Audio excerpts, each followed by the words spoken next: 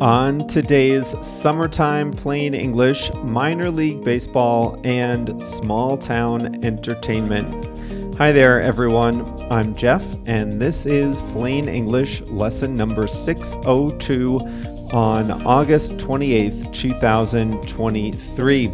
Summer is coming to an end, and we're doing a few shorter, easier lessons here so that our team can enjoy a little bit of a break at the end of the summer. The full lesson can be found at plainenglish.com/602.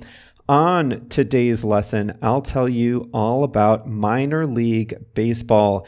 These are the teams in the small towns full of players waiting to achieve their dreams of playing on the big stage. In the second half of the lesson, I'll tell you about the phrasal verb weed out, and we have a quote of the week. Let's get going.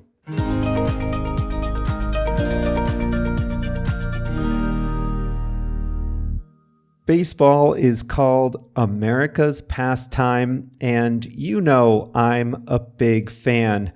Major League Baseball is our top-level league with 30 teams in the biggest media markets in the country. But beneath the surface, there is another baseball world, a world of young players working their way up, trying to realize their dreams and play in the majors. That world is called minor league baseball, or just the minors. All 30 major league teams have a network of minor league teams below them.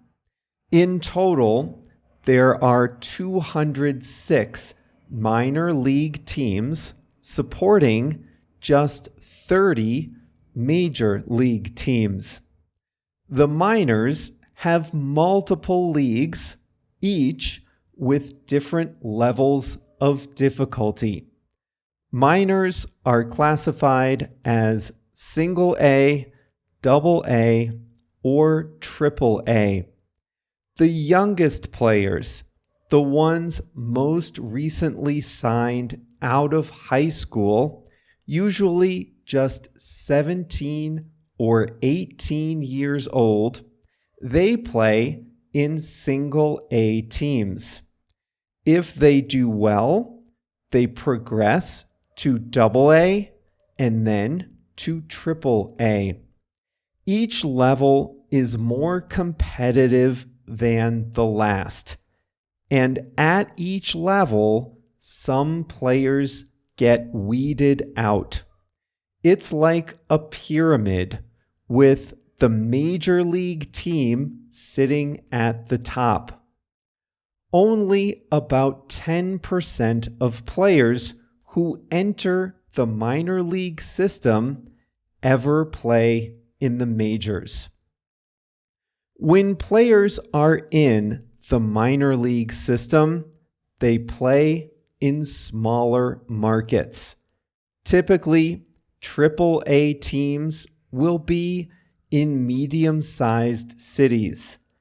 Indianapolis, Nashville, Omaha, Des Moines, St. Paul, Toledo, Scranton. These all have triple-A teams. Double-A and single-A teams play in even smaller cities. Peoria, Illinois, Cedar Rapids, Iowa, Eugene, Oregon, Greensboro, South Carolina. Life as a minor leaguer isn't easy. Players make about $25,000 per year. Most have other jobs in the off-season. Housing is included in their salaries, but they only get their own bedrooms after reaching double A. Minor league teams don't fly to their away games. They take a bus, and those can be long bus trips. They stay in cheap hotels. They get a meal allowance, but they have to work to make it last the full week. Minor league teams play in front of small crowds. The stadiums hold between 5,000 and 15,000 fans, but many games draw only a few thousand spectators. For the spectators who go, though, a minor league baseball game is family-friendly fun. Tickets are usually only about $10 to $15. Most people buy them at the window on the day of the game. No need to reserve them in advance. You can get in even cheaper if you want to sit on the lawn rather than in a seat. The teams are fixtures in the local community, but the players aren't there for long. The good ones get promoted, hopefully up to the major league team, and the not so good ones retire and are replaced by younger players. Players usually spend between 4 and 7 years in the minors. After that, they're either promoted to the majors or released from the system. Players are usually 22 or 23 years old when they're promoted to the big leagues. And it's not just the players who are on this journey. A whole ecosystem of workers is also trying to get promoted. New umpires, those are the officials. They work the games, hoping that they too will get promoted to umpire in the major league games. Minor league games aren't usually on television, but they are on the radio. And most major league television and radio broadcasters got their start working in the minors too. Minor league baseball is small-town American entertainment in the summertime. When you look at a map of this vast continent-sized country and you think about all those towns and cities that are not in the major media markets, a lot of them have minor league baseball teams nearby. The stands are full of birthday parties, corporate outings, families having a night out, and baseball fans who live far from the nearest major league team.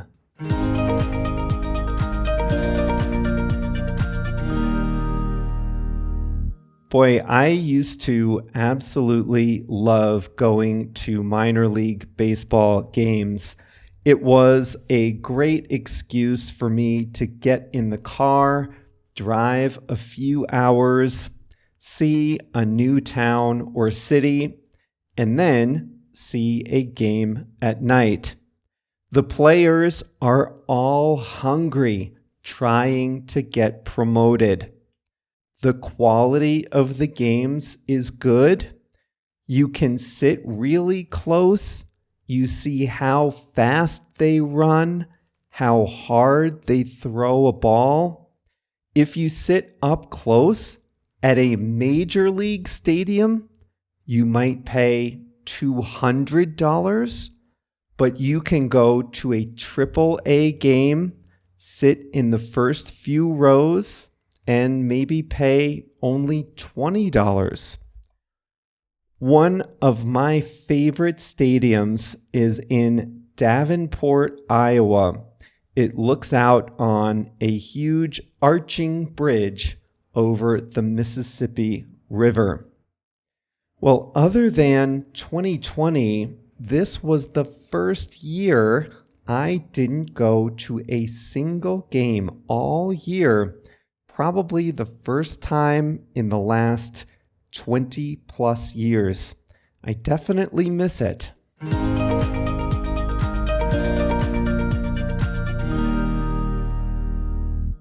Today's quote of the week is from the Brazilian writer Paulo Coelho. He says, "The world is changed by your example, not by your opinion."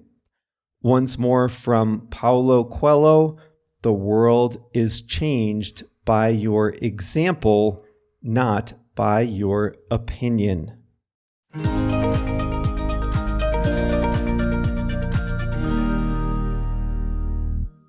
To weed out is to eliminate undesirable things or unqualified people from a competition. The idea is someone is making a decision. Someone is selecting a few people or a few things out of many. And before making the final decision, they want to eliminate the ones that should not be among the finalists. One way to use this is with job applicants. I used to work for a large consulting firm, and it was hard to get good people. But sometimes we'd post a job and we'd have dozens of people apply. And we had an HR office, human resources office, that would weed out the candidates that, for whatever reason, should not be part of the final decision making. For example, and this never ceased to amaze me, there would be people who would just simply not fill out the application correctly. So if you couldn't, or if you refused to fill out the application form correctly, then HR weeded you out. Second, there would be applicants who had no relevant experience. Maybe they were good workers, maybe they were good people, but they had no relevant experience. They were not worth our consideration for this job. HR weeded them out too. So then, we still had a pool of people to choose from, but when we went to do interviews and make the final decision, we weren't also looking at people with no experience.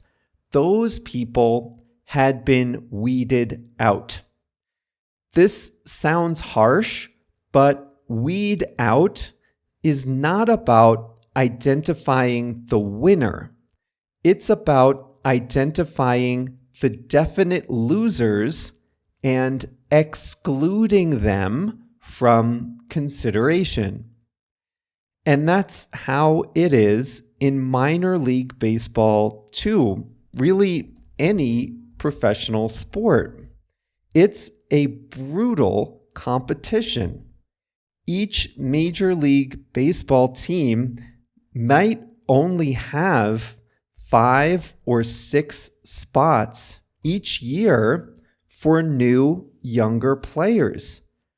To fill those 5 or 6 spots, they have 8 full teams of players at lower levels. And there are more competitive, hungry players coming in every year. So the coaches and the scouts at the lower levels need to weed out the players that have no chance of ever making it. The sooner you can exclude them, the better for everyone. It's just reality. Not everyone has the talent. Some players would show a lot of promise at age 18, but they never improve. They never realize their potential. Others didn't have as much potential to begin with. Some get hurt and never recover. There are tons of reasons why a player would simply not have the potential to make it to the majors. So the teams need to weed out the players that just don't have any realistic chance of making it to the majors, so that their AAA roster, that highest level, they want that full of players worthy of consideration for the majors. Just like with the job, the process of weeding out players, this is not about picking the ones who will make it. It's about excluding the ones who don't belong in the final decision making. This is harsh, but it's life. It happens everywhere. We talked about Wheel of Fortune, the game show. They have tryouts all over the country. Potential contestants send in their videos. Then they often try out in a local competition in their state. And then the producers weed out the people who just don't have any chance.